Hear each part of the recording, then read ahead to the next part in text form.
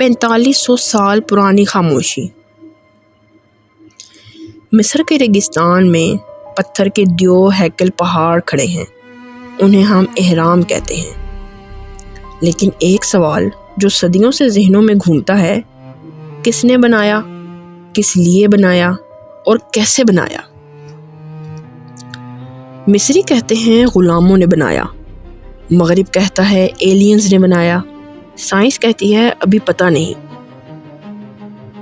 لیکن آج ہم ایک اور جواب دیں گے، ایک ایسا جواب جو 1400 سال سے قرآن کے صفحات میں چھپا ہوا ہے۔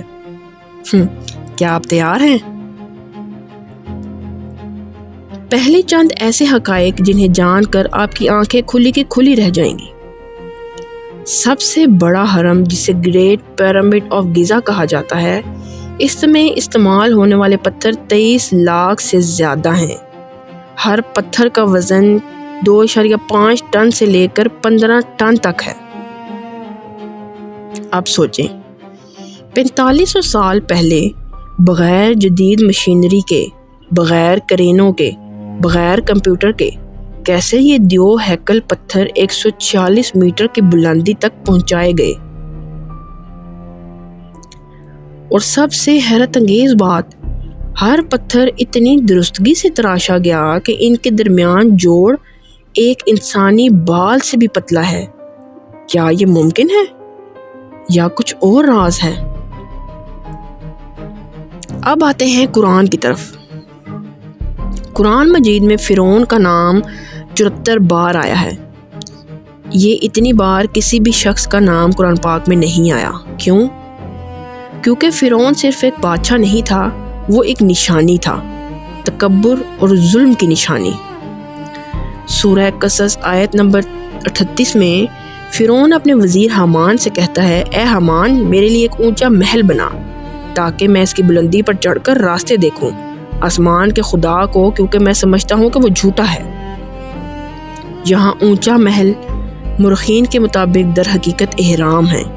فرعون کا تکبر، اپنی طاقت کا مظاہرہ، اپنے آپ کو خدا ثابت کرنے کی کوشش۔ اور یہی وجہ ہے قرآن بار بار فرعون کا ذکر کرتا ہے تاکہ ہم عبرت حاصل کریں، تکبر کے انجام سے ڈریں۔ اب آتے ہیں اسلامی تاریخی روایات کی طرف۔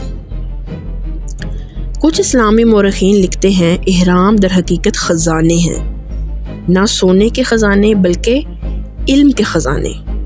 کہا جاتا ہے کہ حضرت ادریس علیہ السلام کے زمانے میں بڑا سیلاب آنے والا تھا، تو دانشوروں اور سائنسدانوں نے اپنا تمام علم پتھروں پر کندہ کیا اور ان پتھروں سے اہرام بنائے تاکہ سیلاب کے بعد بھی علم محفوظ رہے۔ چاہے یہ روایت درست ہو یا نہ ہو، ایک بات واضح ہے، اہرام محض قبریں نہیں، یہ کچھ اور ہیں، کچھ خاص ہیں۔ اب آتے ہیں سب سے دلچسپ حصے پر۔ جدید سائنس نے دریافت کیا اہرام کا رخ قبلے کی طرف ہے۔ ان میں سنہری تناسب استعمال ہوا ہے۔ یہ فلکیاتی حساب کتاب سے بنائے گئے ہیں۔ ان میں اپنی پی کی قیمت چھپی ہوئی ہے۔ سوال یہ ہے، 4500 سال پہلے یہ اعلیٰ ریاضی، یہ جدید فلکیات، یہ ہندسی علم انہیں کیسے آتا تھا؟ قرآن کا جواب ہے، اور ہم نے داؤد کو سلیمان عطا کیا، بہترین بندہ تھا، بہت رجوع کرنے والا تھا۔ سورہ سعد آیت نمبر 30۔